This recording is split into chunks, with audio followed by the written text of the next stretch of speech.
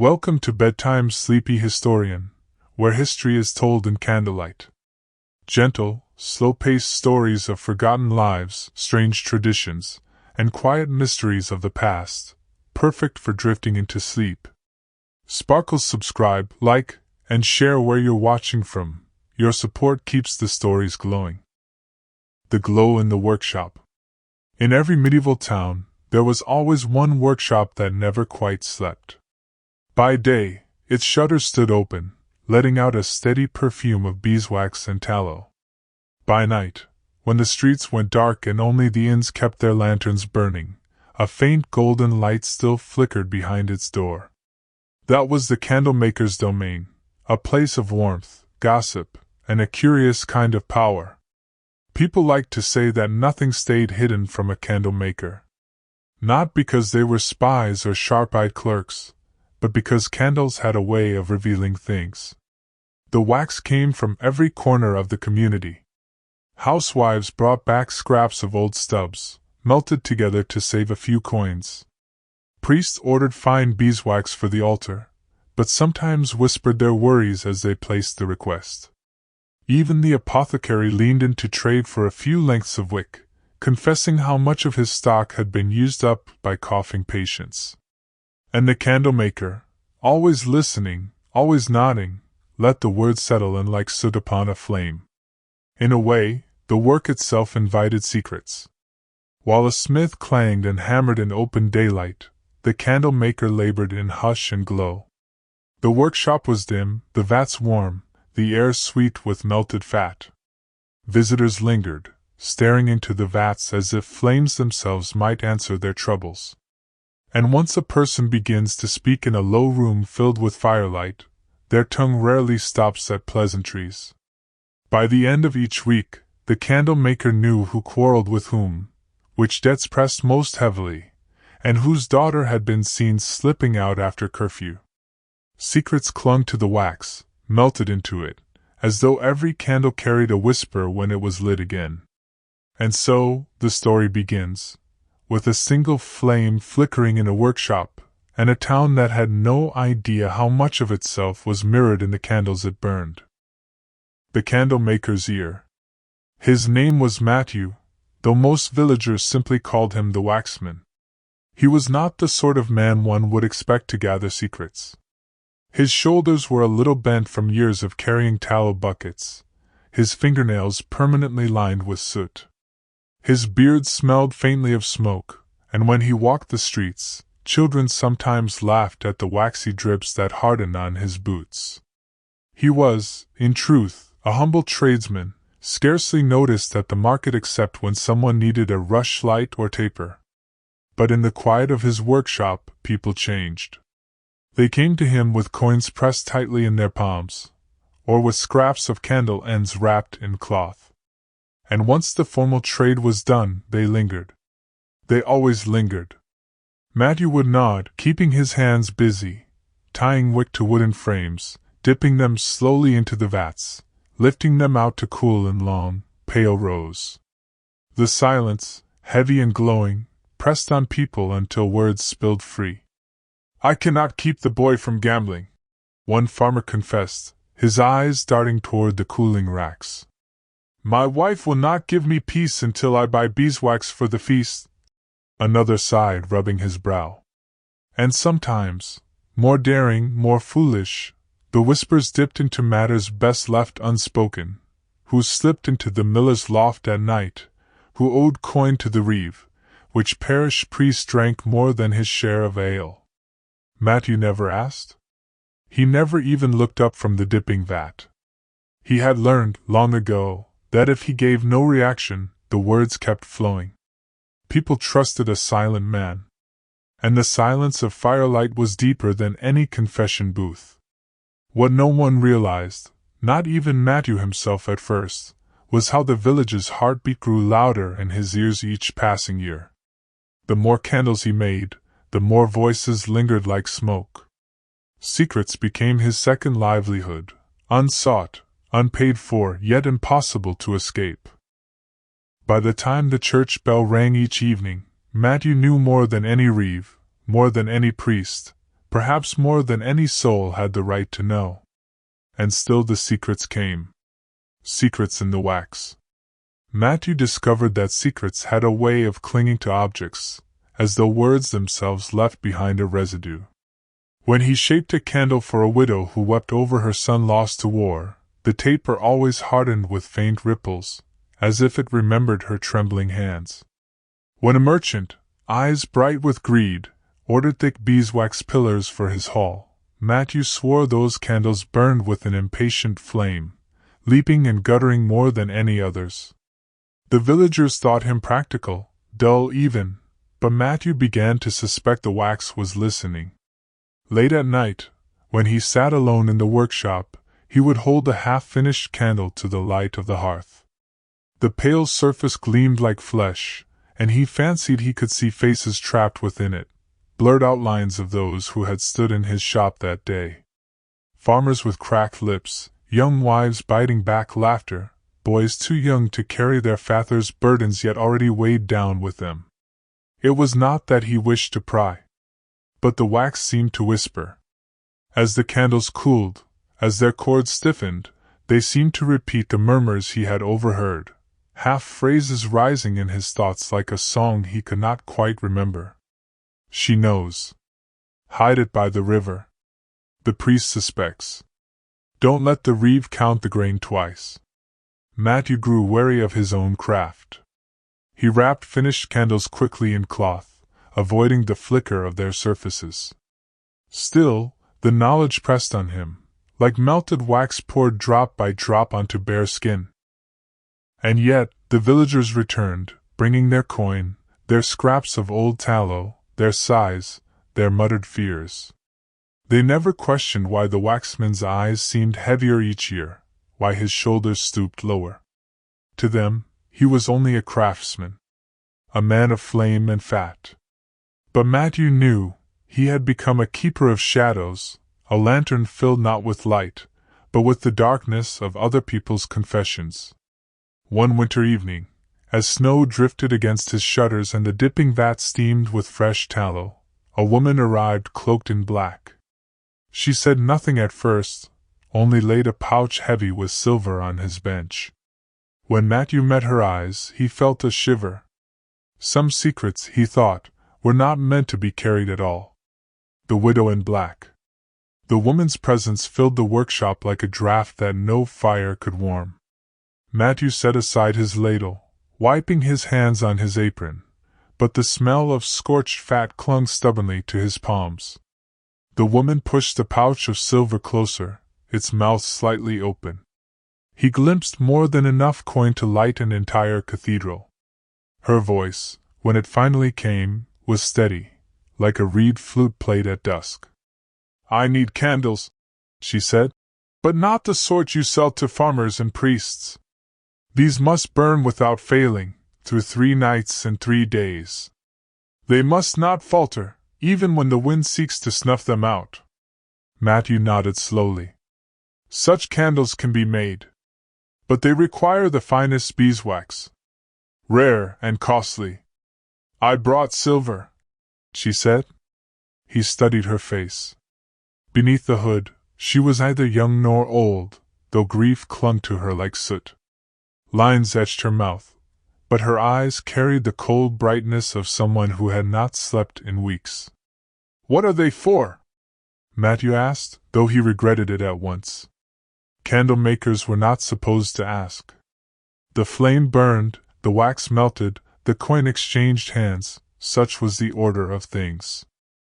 The woman's gaze flickered to the cooling racks, where rows of pale tapers dangled like frozen tears. She seemed to hesitate. Then, with the faintest crack in her voice, she whispered, "For the dead. For those who should not be forgotten." Something in her words pressed against Matthew's ribs, as if the wax itself were tightening around his heart. He bowed his head and began measuring. The silver was more than generous, but he felt it weighed heavier than lead. For 3 nights he worked. He melted and poured, dipped and trimmed, whispering prayers he did not usually bother with. When the candles cooled, They gleamed like ivory polished smooth by centuries of hands. He dared not look too closely at their surfaces, afraid of what secrets they might hold. On the fourth morning, the widow returned. She carried the candles away in silence, leaving only the faint trace of her perfume, something sharp and bitter, like crushed yew. That night, Matthew dreamed of 100 flames burning together in the woods beyond the village, each flame holding a face that mouthed names he almost recognized. When he awoke, his pillow was damp with sweat, and the smell of yew clung to his hair. The wax, he realized, was no longer whispering. It was beginning to sing. The singing wax. Matthew had known wax all his life. He knew its moods, the way sheep tallow smoked and sputtered like a gossip with a cough, the way beeswax softened in the hand like a secret eager to be told. But never before had he heard it sing. It was not a tune, not quite. More a low hum that curled out of the barrels where he stored the scraps. When he lifted the lids, the sound sank away, but the silence that followed was heavier than stone. And when he sealed them again, the hum returned, soft as breath in a chapel, steady as a monk's psalm. At first, he thought it was exhaustion. Too many nights bent over boiling vats, too many whispers echoing from customers who carried their sorrows like cloaks. But the more he listened, the more the sound carved itself into his bones. It was not madness. It was something else. The villagers noticed changes, too. The candles Matthew had made for the widow burned differently, brighter, steadier, as though refusing to bow to the night. People who saw them swore the flames flickered in patterns, like lips shaping unspoken words. One farmer, who had passed by the widow's cottage late at night, told the tavern he'd heard voices inside though the woman lived alone. Not one voice, but many, rising and falling together like a congregation. And I'll tell you this, he added, shivering over his ale. The sound weren't hers. It was the wax. The tale spread faster than hot fat across stone. By week's end, villagers began whispering that Matthew's wax carried the breath of the dead. Some were frightened, others intrigued. A few even pressed coins into his hand, asking if he might make a candle that would let them hear a departed wife, a child, a father lost to war. Matthew resisted. He told them no, that he was only a craftsman, that fire should be for light, not for listening. Yet each night the song in his workshop grew clearer, shaping itself into syllables. Not words he understood, but words nonetheless. One evening, unable to resist, he leaned close to the cooling racks where fresh tapers hum. The hum pressed into his ear, and for a heartbeat he swore he heard his own mother's voice, soft, warm, as if she were alive again, calling his name from the shadows. He stumbled back, nearly upsetting a vat. His heart hammered, his breath ragged. The wax knew everyone's secrets.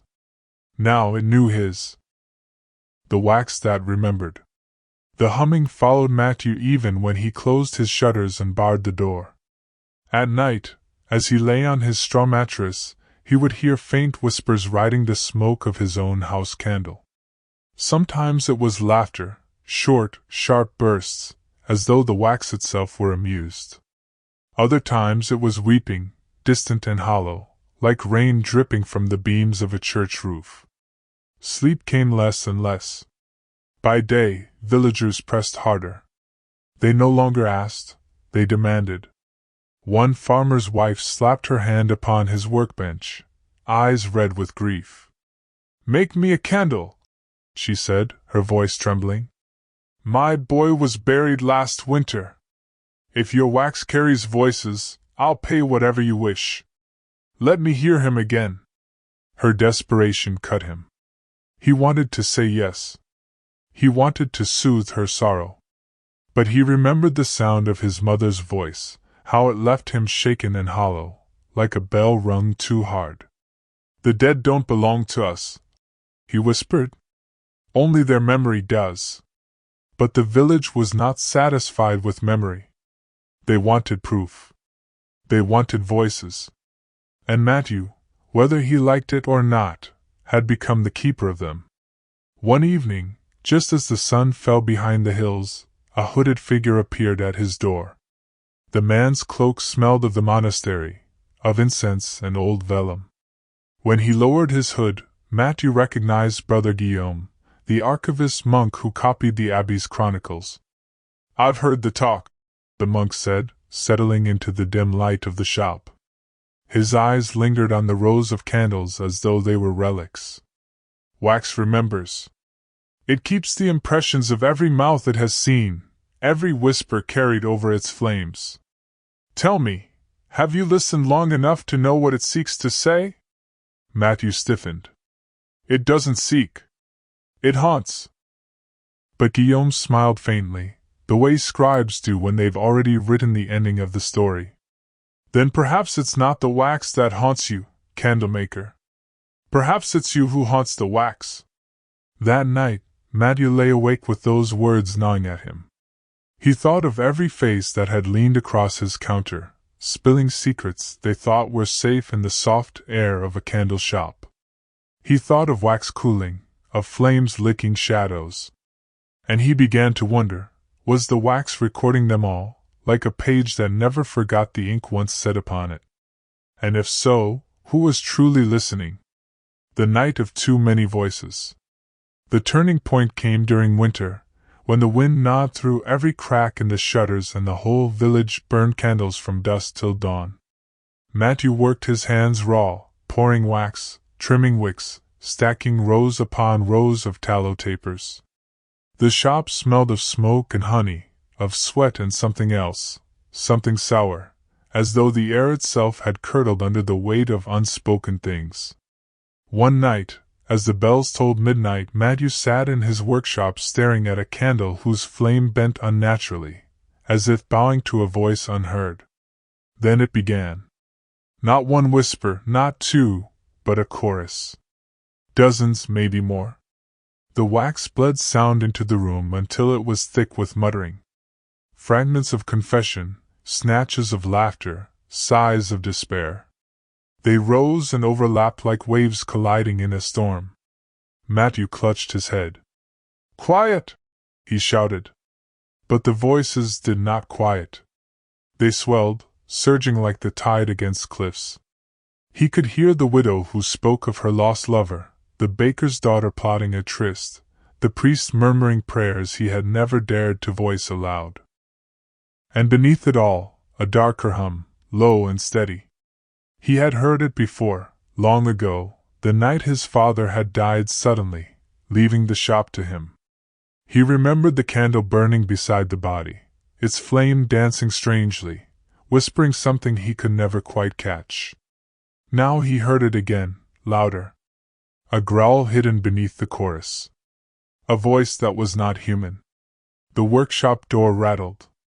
For a moment Matthew thought it was the wind, but no, the latch lifted, and the door creaked open. Standing in the threshold was no villager but the hooded figure of Brother Guillaume, his eyes reflecting the mad shimmer of candlelight. "You've been listening too long," the monk said. His voice was steady, but his hands trembled. "You've let the wax open its mouth wider than it should." Matthew stared at him, desperate. "Tell me what it is. Why does it keep their secrets? Why won't it let them go?" Guillaume stepped inside, shutting the door behind him. He drew a small iron crucifix from beneath his cloak. "Because wax remembers more faithfully than men. And some things should never be remembered." At that, the voices swelled into a scream. Candles toppled from their shelves. The flames roared, casting grotesque shadows against the walls. Matthew felt the room tilt, the air thick with words that weren't meant for mortal ears. For the first time, he understood, it was not that he had stumbled upon secrets. He had stumbled upon a mouth. And the village, with every confession, had been feeding it. The wax that wouldn't melt. The scream of voices ebbed suddenly, as though someone had clapped a lid over a boiling pot. The flames steadied, though their light wavered with unnatural colors, green at the edges, purple at the heart. The crucifix in Brother Guillaume's hand gleamed as though it alone resisted the strange illumination. Matthew staggered back against the workbench, clutching at the nearest candle for support. It should have been warm, soft with melted tallow from the heat in the room, but it was cold, hard, unyielding. He glanced down and saw the wax had turned glassy, clear as frozen river ice. The flame burned above it steady, but the body of the candle was wrong. Guillaume noticed his stare. There. That's the mark. The wax has thickened, sealed itself. Those secrets have rooted deep, like stones at the bottom of a well. You cannot burn them away now. Matthew's throat went dry. Then what becomes of them? The monk's expression was grim. They do not vanish. They do not fade. They change. A heavy silence followed, filled only by the faint hiss of burning wicks. Then the voices returned, but softer this time, like children murmuring in sleep. Matthew leaned closer to the hardened candle, unable to resist. He heard his own name, whispered from within the clear wax. His blood chilled. He had never confessed aloud to anyone. Yet the wax spoke back to him, his own childhood secret, the lie he had told his father about the spilled honey that had brought punishment upon his younger brother. A memory he had carried buried for decades. How could it know that? Matthew gasped. Guillaume placed the crucifix upon the workbench. The candle flames dimmed, as though bowing to its presence. Because wax listens not only to the tongues of men, the monk said quietly. It listens to the weight of the soul. Yours has been pressed into it from the day you took this trade. Matthew sank onto the stool, clutching his hands together. The thought twisted his stomach. Every candle he had poured, every wick he had tied, every bit of beeswax that passed through his hands, had it been gathering pieces of him all along? Guillaume leaned close, his hood shadowing his face. This is why candle makers do not live long in peace. You think you only craft light, but in truth you tend a ledger. And wax is a more honest bookkeeper than parchment. The glassy candle flickered. The whispers within shifted again. Matthew heard another voice now, one he did not recognize. A woman's. It spoke only one word, his name. He turned pale. Guillaume's hand tightened on the crucifix. Who is she? Matthew whispered, though some part of him dreaded the answer. The monk's lips thinned. Not every secret belongs to the living. The woman in the wax. Matthew's breath caught as the voice repeated his name, softer this time, like a sigh carried through a keyhole. He bent closer to the candle despite Guillaume's raised hand in warning. The glassy wax shimmered faintly, like a frozen pond when the moonlight strikes it just right. Shapes wavered within, blurred shadows pressed into translucent layers. There, just for an instant, he thought he saw a face. Pale, eyes closed, lips parted as though whispering underwater. Who is she? Matthew rasped again, unable to keep the tremor from his voice. Brother Guillaume didn't answer at once. He turned the crucifix in his hand, muttering a prayer in Latin so low it seemed swallowed by the thick air of the workshop. Only when the whispering inside the candle dulled to a faint murmur did he speak. She is a voice bound in wax, the monk said. Perhaps from a candle made years ago, melted and mixed into your batch. Wax is never fully pure, you know. It remembers every flame, every hand, every prayer it has passed through. When you melt it, you stir all those memories back together. Matthew's skin prickled. But she knows me. Guillaume's eyes gleamed in the half-light. Then perhaps she has watched you longer than you realize. The thought made Matthew's stomach twist. He turned away from the candle, but the voice lingered in his ears, like the echo of a bell long after it has rung. He stumbled to the shelf and poured himself a draught of stale beer from a half-empty jug. The drink was bitter, but steadied his hands. I never asked for this, he muttered. Guillaume set down the crucifix and studied him. Few candlemakers do. You see, there is a reason monasteries rely on your craft. Not just for light at matins or vespers, but for remembrance. Candlelight does more than chase shadows. It keeps watch. Matthew frowned. Keeps watch? The monk leaned closer, lowering his voice. In our scriptorium, when a brother falls asleep during night prayers, the candle at his desk gutters. When a monk hides sin, the wick sputters unevenly. Wax does not merely burn, it bears witness. That is why the church needs men like you. Not for your skill with wax, but because you are already half priest, half confessor, without knowing it. Matthew shivered.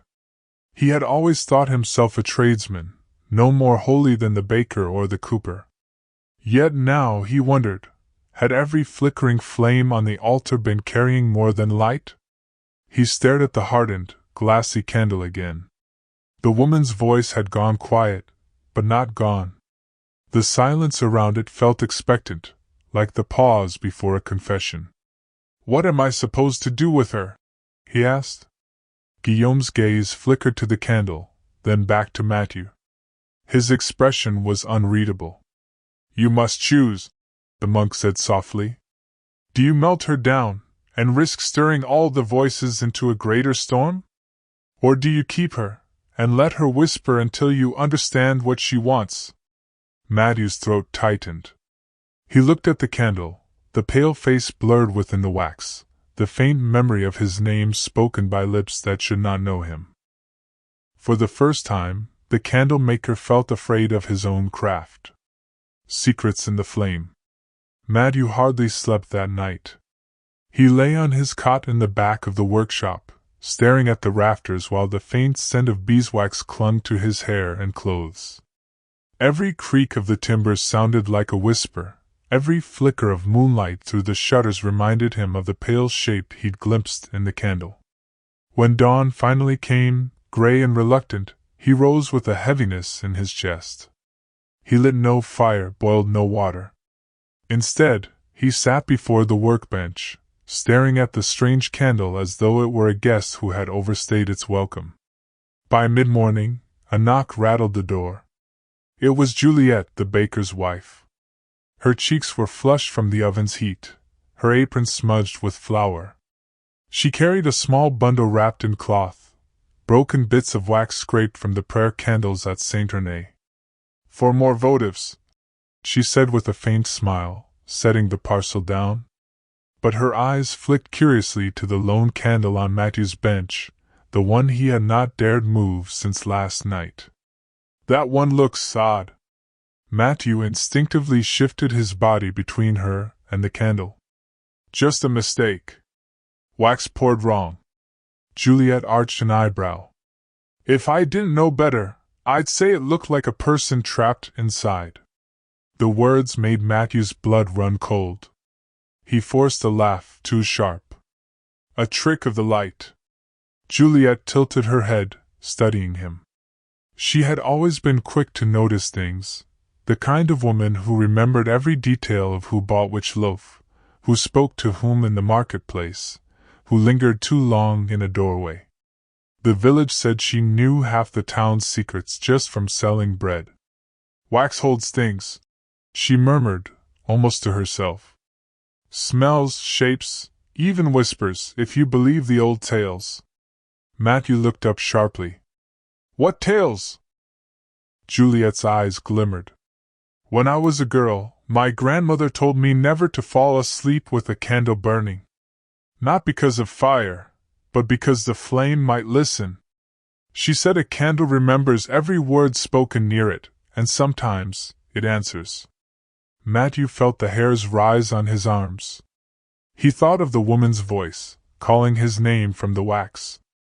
Juliet's expression softened. You look pale, Matthew. Are you ill? He shook his head quickly, though his stomach churned. Just tired. Too many late nights with the pots. She gave him a knowing smile, but said no more. Gathering her skirts, she left, leaving the scent of warm bread in her wake. When the door shut, Matthew sagged against the bench. So it wasn't only Guillaume who knew of wax and its strange ways. The baker's wife had heard it too, passed down like a secret recipe. He turned to the candle. For a moment, he swore its flame quivered even though he hadn't lit it. The faintest outline of a face pressed against the wax, as though someone were leaning close to see him more clearly. Matthew whispered, almost without meaning to, "What do you want from me?" The wax stayed silent. But deep inside, like the faintest crackle of a wick that has never been burned, came the whisper of breath. And with it, a single word. "Remember." The whispered word. The word clung to the air long after it had been spoken, or imagined. Matthew pressed his palms against the bench, steadying himself. "Remember." The syllables echoed in his skull like church bells muffled by fog. Remember what? He was a candle maker, not a scholar, not a knight who carried lost tales of glory. His life was small, ordinary, wax, flame, smoke. And yet, the voice in the candle had spoken as though he held some greater duty. All day he worked, but his hands felt clumsy. The wax slipped too thin around the wicks, the molds cooled unevenly. Customers came and went, their chatter filling the shop, yet Matthew caught only fragments.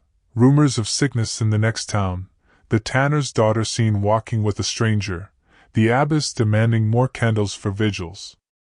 Normally, these scraps amused him. They were the hidden rhythm of village life, secrets softened by repetition. But today, they drifted past like meaningless sounds. When evening came and he finally bolted the shutters, Matthew sat again before the strange candle. He lit it this time. The flame rose tall and steady, throwing a long glow against the stone wall. Shadows bent and shifted, and once more, he thought he saw the suggestion of a face. This time, it spoke again. "You've heard them," the voice murmured low but clear. "All their words. All their confessions. Do you think wax forgets?" Matthew's throat tightened. I never asked to hear them. I only make candles." The flame danced, as though amused. "Candles burn in darkness. They listen when no one else does. You know what is whispered in the chapel, what lovers breathe in shadows, what dying men confess. You've always known. You carry their secrets in your wax." Matthew shook his head. "That's not me. That's not my life." But deep down, he knew it was true. He remembered, now, the way wax seemed to catch voices as he poured it. How certain candles, especially those made late at night, flickered strangely, as if they longed to speak. How once, years ago, he had sworn he heard his mother's voice in the candle that burned beside her coffin. His pulse quickened. "Why now? Why speak now?" The flame bent toward him like a conspirator. "Because you are needed. Secrets must be remembered, or else they die with those who keep them. And some secrets must never die." Matthew's chest tightened. "Whose secrets? Who are you?" For a long time, the flame only wavered. Then, with a hiss like wax spilling onto hot iron, it whispered a name. A name he had not spoken in many years. The name of someone he had buried in silence, someone he had tried very hard to forget. The name in the flame. Matthew's lips parted, though no sound came. The name had landed in the workshop with the weight of a stone striking still water, sending ripples through every hidden corner of his memory. It was Isolde. He had not spoken her name aloud in more than a decade.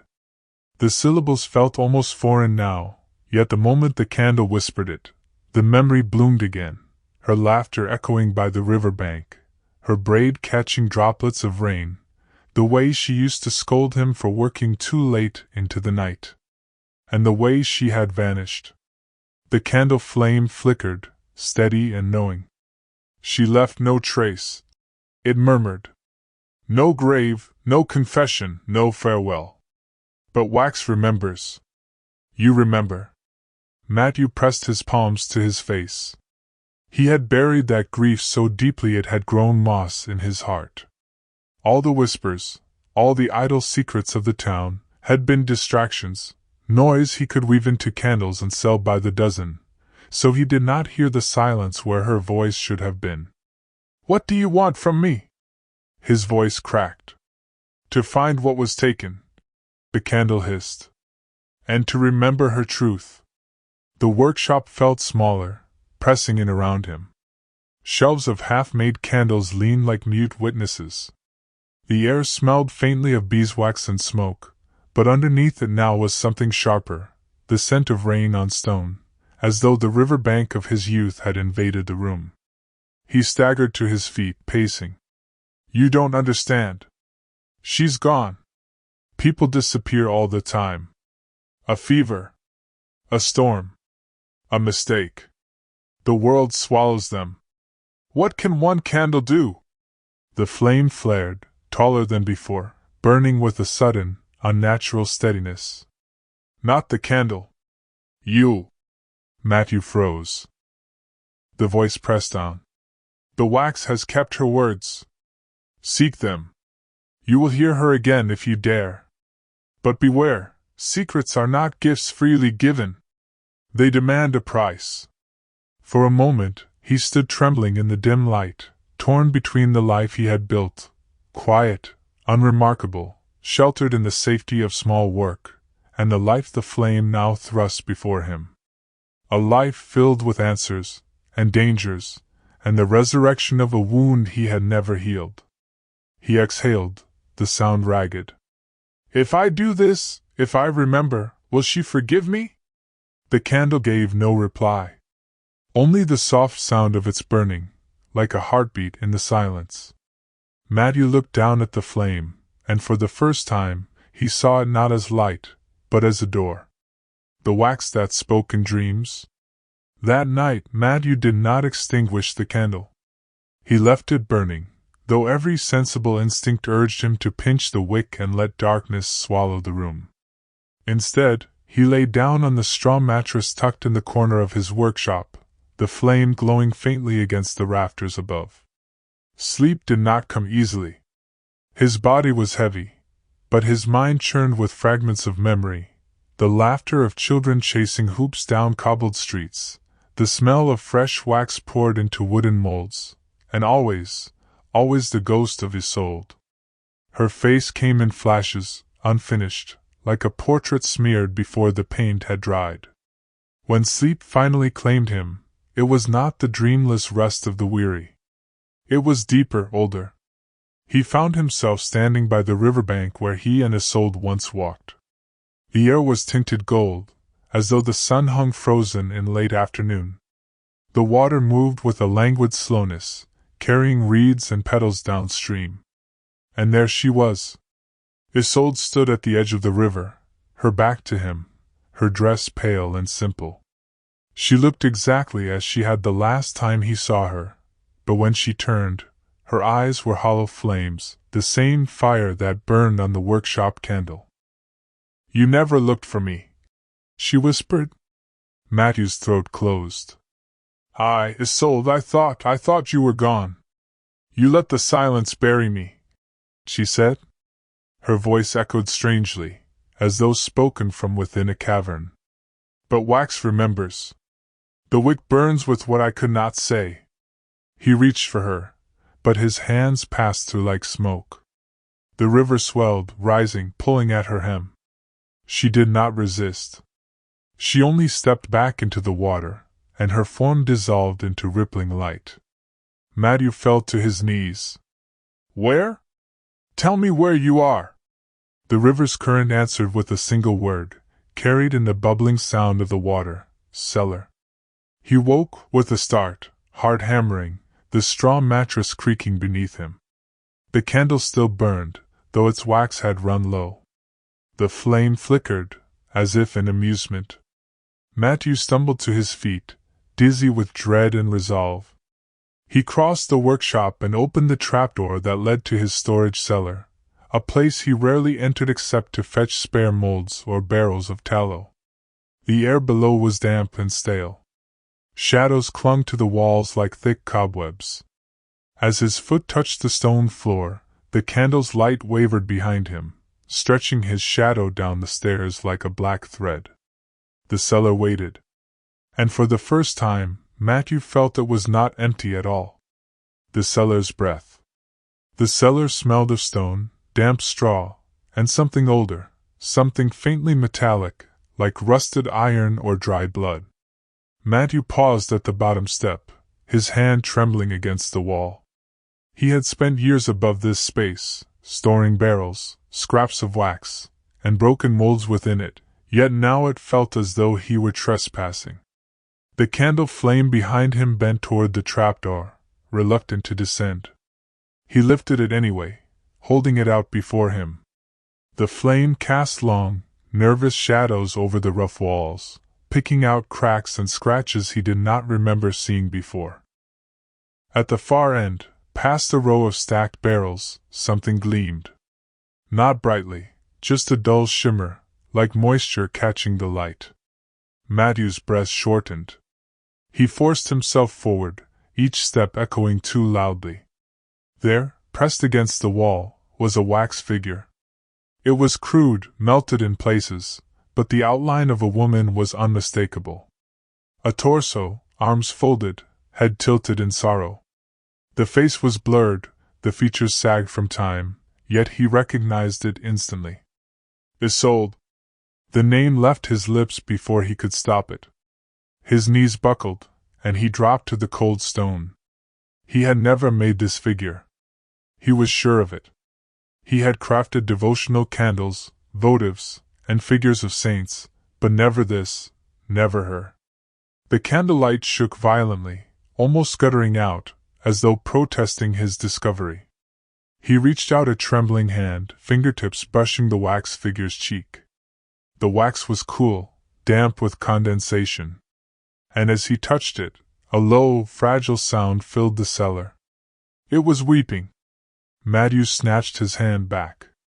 The waxen face glistened with fresh rivulets, not of wax, but of water, or tears.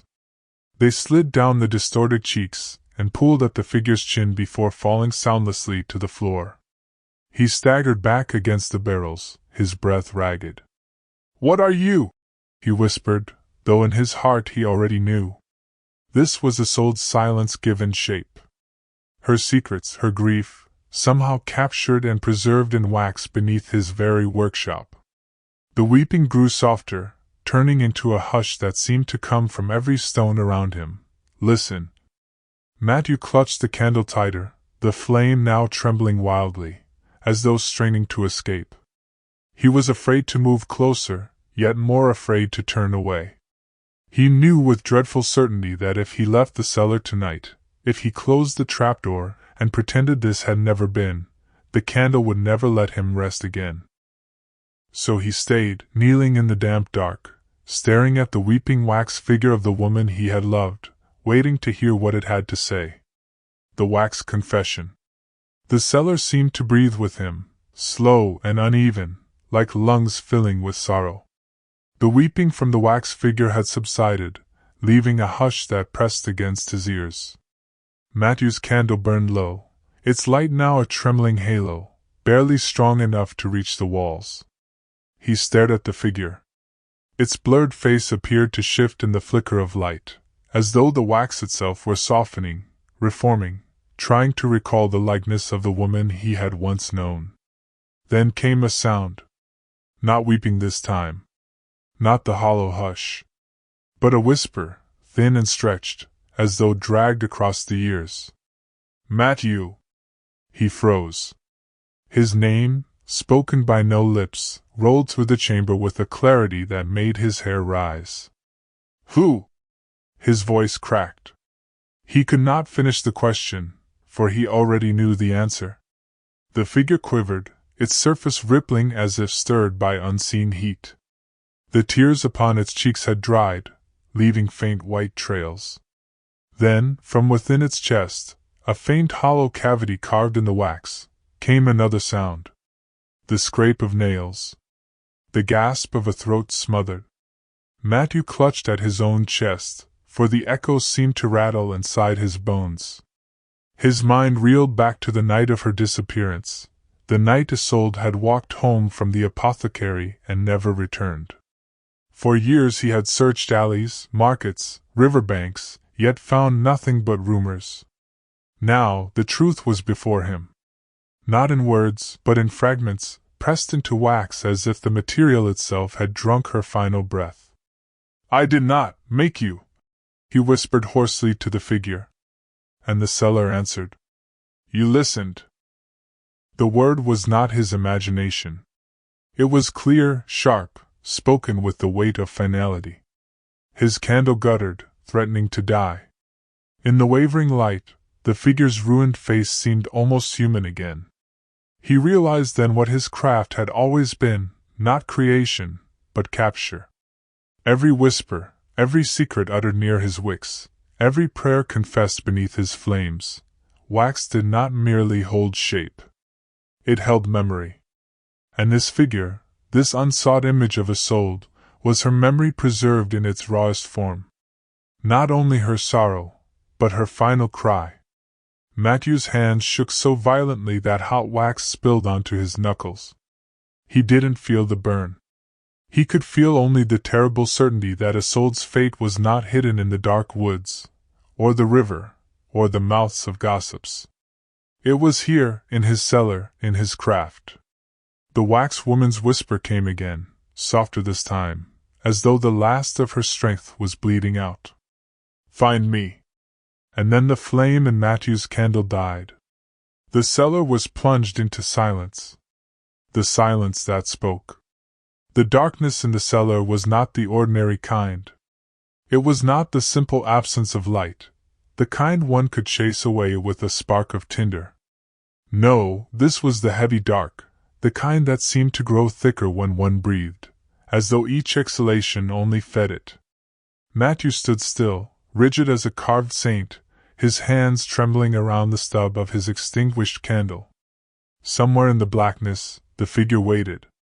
His instinct urged him to flee, to stumble up the stairs, throw open the workshop door, and let the dawn pour over him. But he did not move. He could not.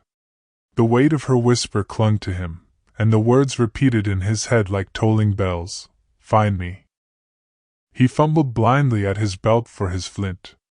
The sound of metal scraping was too loud in the silence, each strike echoing as though it cracked against stone cathedrals rather than his small cellar. At last a spark caught the wick, and a thin flame bloomed. The cellar was lit once more, but the figure was gone. The stool sat empty. No tear-marked face, no slumped form of wax. Only puddles on the floor, soft and glistening, as though it had melted into nothing. The air reeked of tallow and ash. Matthew's stomach turned. He stumbled back against the wall, the candle shaking in his grip. "No, no, no, no," he muttered, his voice breaking. For a brief moment, he considered that he had gone mad, that exhaustion and grief had conjured the apparition, that it had been no more than a shadow of memory. But the wax on the floor was real. His skin bore burns from the hot droplets that had spilled onto him. And his name, spoken in her voice, still rang in his ears. He sank to his knees, staring at the puddles as though they might arrange themselves into a sign. What did it mean, this vanishing? Was she trapped in the wax itself, dissolved back into it like a soul into the earth? Or was it a warning, that he had heard only the echo, and the truth still lay waiting to be uncovered in the world above? His thoughts whirled until one thread emerged, clear and certain. He must seek her. The candles had carried whispers of lovers, thieves, priests, and liars. If they could hold those secrets, then somewhere, among the dozens he had made, was the rest of Isolde's story. He needed only to listen more closely. He rose, gathering the scattered candles around him. He lit them one by one until the cellar glowed with a trembling chorus of flames. Shadows leapt across the walls, long and uncertain. Matthew closed his eyes and pressed the side of his head close to the wax as though it were a seashell. Whispers came. A widow praying for her husband's release from purgatory. A baker murmuring the price he'd cheated from a neighbor. A young girl confessing her envy of her sister. Then, a scream. Muffled. Short. The scrape of boots on stone. The voice of a man, low and harsh. Hold her still. Matthew's breath caught. His hand trembled against the candle, nearly extinguishing it. He moved to the next one, pressing his ear against it like a desperate pilgrim against a relic. Again, the whisper of struggle, the clatter of something heavy, the unmistakable cry, Isolde. The cellar spun around him. His hands tightened around the candles until wax cracked under his grip. He knew then, it had not been fate, nor a vanishing without trace. Someone had taken her. And his candles, silent watchers of the village, had borne witness all along. And now Matthew, the humble candle-maker, knew the one thing no one else did, who had stolen her life. The candle that accused. The air in Matthew's workshop was thick with the smoke of too many candles lit at once. Wax ran in rivulets down their sides like pale blood, pooling in little golden lakes across the table. He bent over them with fevered eyes, pressing each one close, listening as though the flames themselves spoke into his skull. The whispers overlapped now, a cacophony of voices carried in the wax. Lovers muttering promises, old men sighing regrets, children giggling prayers they barely understood.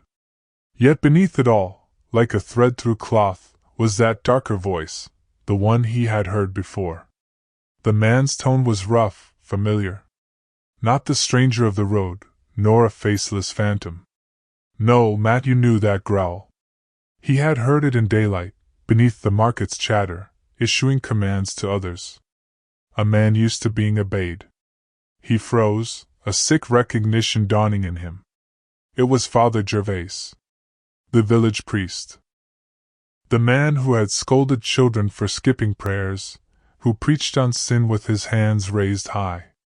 The one who had blessed Isolde's hair with holy water on Easter Sunday, and had smiled, all teeth, when Matthew glanced at her across the nave. Matthew staggered back from the table, nearly knocking over a row of flickering flames. "No," he whispered, shaking his head as though denial could shake free the truth. "Not him. Not." But the candles whispered again, cruelly certain. The scrape of boots on stone. The muffled cry. The priest's voice, sharper this time. "Hurry, before the bell rings." Matthew's legs gave way and he collapsed onto his stool. His mind reeled.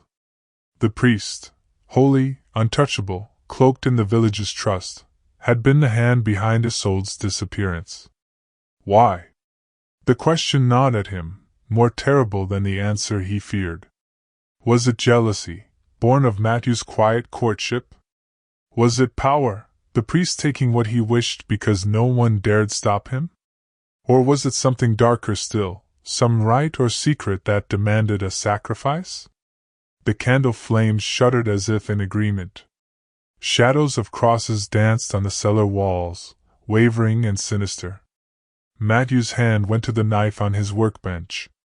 His reflection shimmered faintly in the blade, pale and hollow-eyed. He was no knight, no avenger of wrongs. He was a candle-maker, a man who listened to wax and light.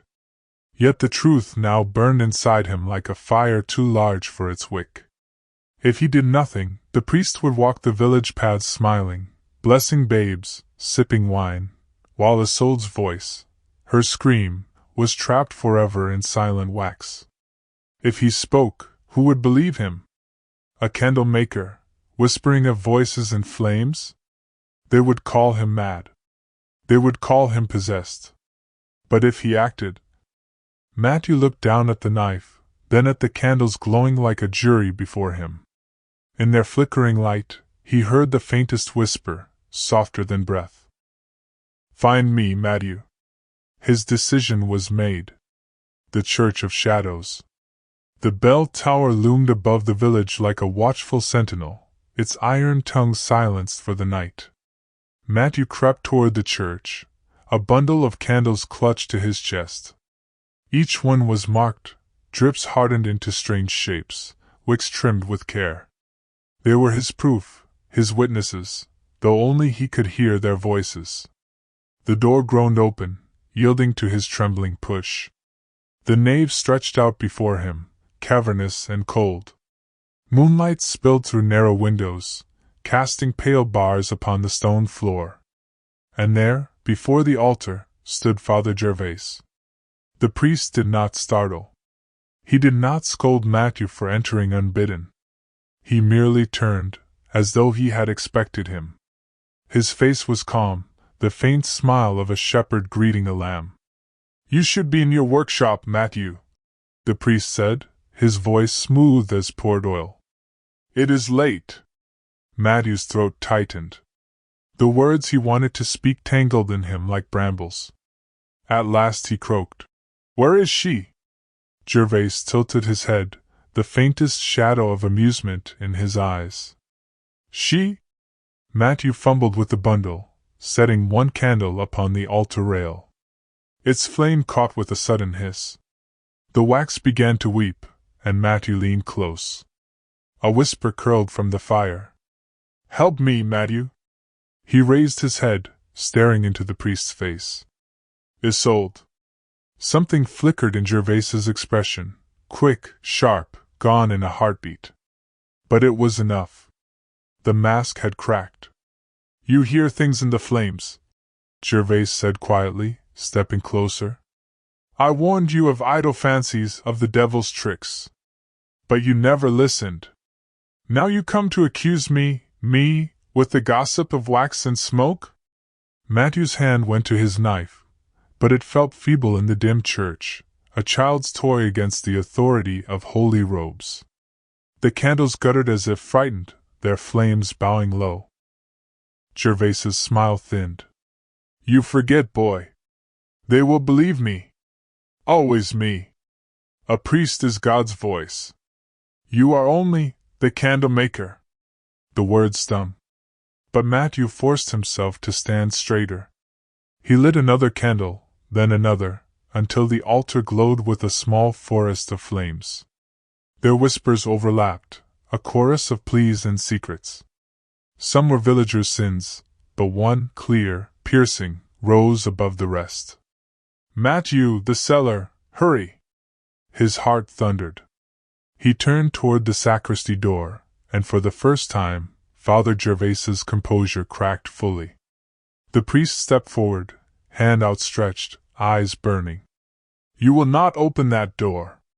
But Matthew was already moving, candles in one arm, knife in the other. The voices urged him on, louder now, insistent. Behind the wooden door lay the truth, the fate of Isolde, and perhaps more than he dared imagine. And in the wavering light, the priest's shadow stretched long across the nave, reaching for him like a claw. The door beneath the altar. The sacristy door was old oak, swollen from centuries of damp. Matthew pressed his shoulder against it, his knife quivering in his hand. The hinges groaned as if they too feared what lay below. Behind him, Father Gervais's voice rang sharp. "Stop! You don't know what you're doing!" But Matthew pushed harder. The door gave way with a reluctant shudder. Cold air breathed up from the darkness beneath, heavy with stone and something else, a faint, coppery tang that curled in his stomach.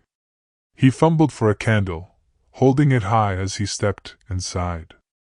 The flame shivered, throwing long shadows across shelves stacked with chalices, books, and jars of incense.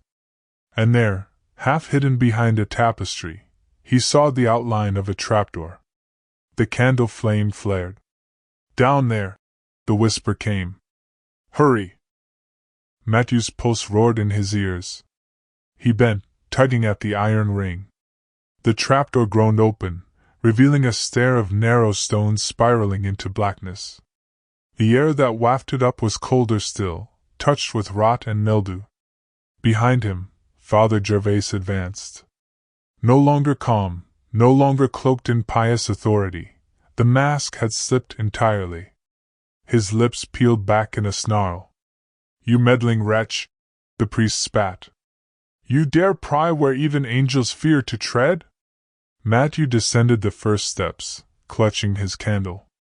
The flame guttered but did not die. The whispers urged him onward, louder now, like a chorus hidden just below the earth.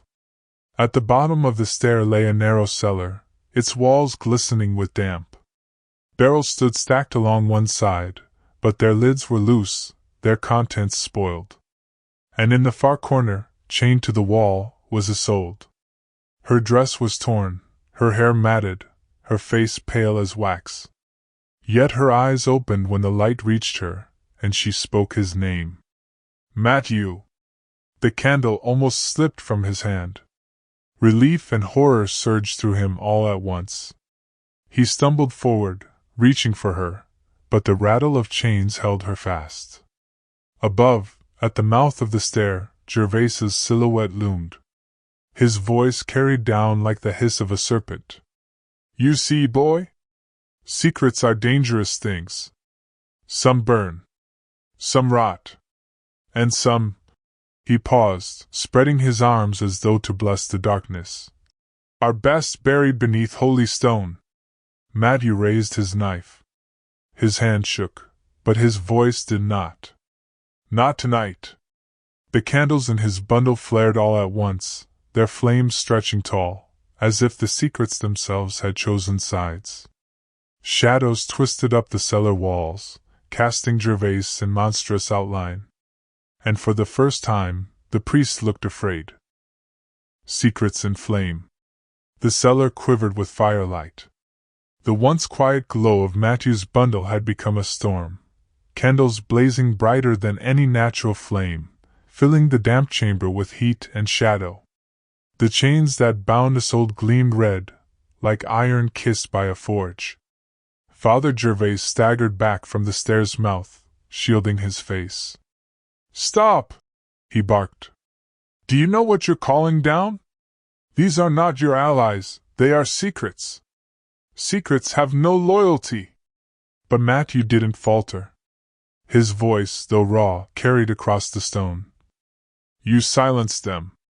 You drowned them in wax and shadows. But tonight they speak." The candle flames bent forward, as though leaning toward Gervais.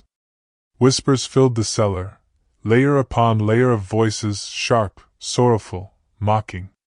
Women, men, children, every rumor smothered under the priest's tongue now breathed again, loud enough to make the stones hum. Isolde lifted her head weakly. The light touched her face, and for the first time since her capture, color returned to her cheeks. She whispered, "Matthew, the key?" "His belt." Matthew's gaze snapped to Gervais. Indeed, a ring of keys dangled at his side, glinting in the firelight. "Don't!" the priest snarled, clutching at them. His voice cracked, not with fury, but with fear. "You unleash her, you unleash everything." The boy moved. With a burst of speed born from desperation, he lunged, knife in hand. Their bodies collided, the iron ring of keys clattering to the floor. Gervais clawed at him, strong despite his age, his nails raking Matthew's arm. The candlelight flickered madly, shadows writhing like serpents. Matthew gritted his teeth, forcing the priest back just enough to snatch the keys. He flung himself toward Isolde, fumbling with the locks as Gervais howled behind him. The first key failed. The second jammed. The third turned, grinding in the rusted iron. With a final wrench, the shackle snapped open. Isolde stumbled free, clutching his arm. Her eyes were fierce now, no longer dulled by despair. "Light it," she said, nodding toward the barrels stacked along the wall. "End his hold." The priest froze, realizing her intent. "No! You'll burn us all, girl! But Matthew had already tipped one candle toward the nearest leaking barrel. The pitch within caught instantly, a roar of fire racing along the cellar wall. Heat slammed into them, searing the air. Gervais screamed, not in pain, but in rage, as the shadows around him convulsed, peeling away like smoke. Secrets poured forth, laughter, cries, confessions spilling into the blaze. The priest staggered, clutching at his chest, as though each word tore something out of him. Matthew grabbed Isolde's hand. Together they fled up the stair as the cellar became a furnace, fire devouring silence, truth flooding free. Behind them, Father Gervais's voice was swallowed by flame, lost in the chorus of the very secrets he had sought to bury. When they burst into the night air, gasping, the church behind them glowed with a terrible, holy light, its spire backlit by fire, candles burning not in worship, but in revelation. And for the first time in years, Saint Benoit kept no secrets at all. Epilogue: The Last Candle. The village of Saint Benoit never truly forgot that night. For years, people said that if you stood in the ruined cellar, you could still hear whispers in the cracks of the stone. Some called it haunting, others a miracle. But for Matthew and Isolde, it was simply freedom, freedom bought not with swords, nor decrees, but with the courage to let hidden truths be seen. In time, Matthew never made another candle in secrecy. Instead, he carried one flame with him wherever he traveled, a reminder that even the smallest wick, in the darkest place, could unmake silence itself. Isolde, too, found her strength in the open. No longer bound in chains of shadow, she spoke, taught, and walked as one who had wrestled with the silence of men, and emerged a light. And so it is that the tale of the candle makers lingers, not as a fable of fire, nor even of secrets, but of how light itself has a memory. It remembers voices long hushed, and it keeps them alive in every flicker. Tonight, as you watch your own flame dance, whether from a lamp or a screen, or simply in the quiet of your imagination, remember this: even the gentlest glow is never truly alone. For somewhere in the hush of night the past still whispers. And sometimes, it is listening for you.